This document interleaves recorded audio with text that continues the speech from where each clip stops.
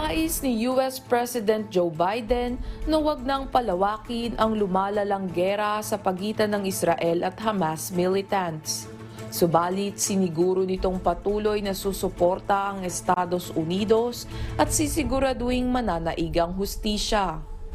You can't look at what has happened here to your mothers, your fathers, your grandparents, sons, daughters, children, even babies, and not scream out for justice. Justice must be done.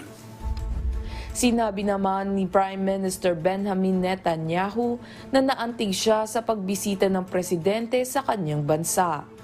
Anya, dapat magkaisa ang mundo sa pagsugpo sa Hamas. 1 milyong tao na ang kinailangang umalis sa kani-kanilang tahanan sa loob ng 10 araw sa Israel at Gaza. Kaya naman, humiling ng mahigit $2 billion si President Biden sa Kongreso bilang tulong sa Israel at Ukraine.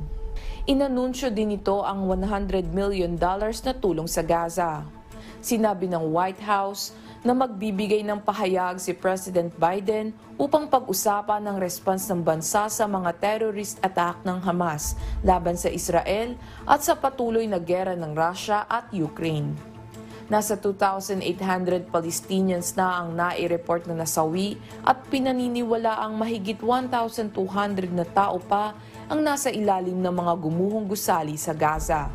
Daryl Angeles, UNTV News and Rescue. Diyos ang aming sandigan, serbisyo publiko ang aming pinahalagahan.